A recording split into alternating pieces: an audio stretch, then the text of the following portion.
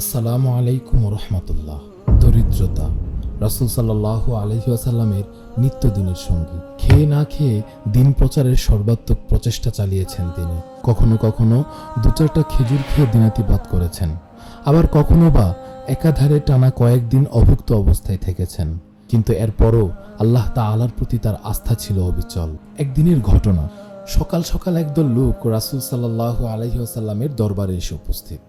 হাড্ডিসার দেহ, শরীরে এক টুকরো কাপড় পেঁচানো। দূর থেকে দেখলে মনে হয় যেন উলঙ্গ মানুষগুলো হাঁটাচলা করছে। শরীরে চিমটি কাটার মতো গোশত অবশিষ্ট নেই। চেহারার দিকে তাকালে মনে হয় জীবন্ত কঙ্কালগুলো হেঁটে বেড়াচ্ছে। তাদের এই দশা হয়েছিল অত্যাধিক দরিদ্রতা থেকে।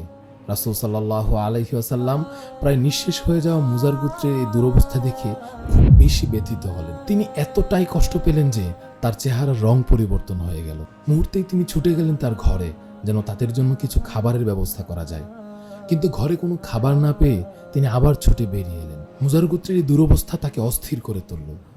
একবার ভাবুন তো, নিজের ঘরে খাওয়ার মতন কোনো খাবার নেই, অথচ অন্যের জন্য তার কত পেরেশান। কিছুক্ষণ পর জোহরের ওয়াক্ত হয়ে গেলে হযরত বেলাল রাদিয়াল্লাহু তাআলা আনহুকে আজান দেওয়ার জন্য নির্দেশ দেন।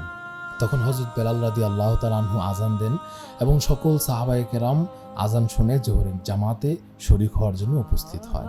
সকলের সামনে রাসূল সাল্লাল্লাহু আলাইহি ওয়াসাল্লাম আবেগঘন একটি বক্তব্য দেন, যেন সবাই মুজার গোত্রের জন্য কিছু খাবার এবং কাপড়ের ব্যবস্থা করে।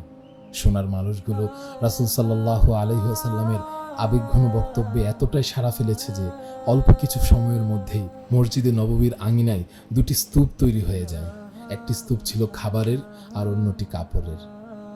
আহ, কি নয়নাভিরাম দৃশ্য! ভাবি, মুজার গোত্রের তো একজন দরদী অভিভাবক ছিলেন, যে তারা দলভেদে তার কাছে গিয়ে সকল শেকায়াত করতে পেরেছে। কিন্তু এখন বর্তমান মুসলিম উম্মাহ কার কাছে যাবে তাদের দুরবস্থা নিয়ে? আল্লাহ তাআলা রাসূল সাল্লাল্লাহু আলাইহি ওয়াসাল্লামের এত কষ্ট এবং কুরবানির যে দিন আমাদের কাছে রেখেছেন, সেই দিনকে আঁকড়ে ধরে বাঁচার তৌফিক দান করুন। আমিন। আসসালামু আলাইকুম ওয়া রাহমাতুল্লাহ।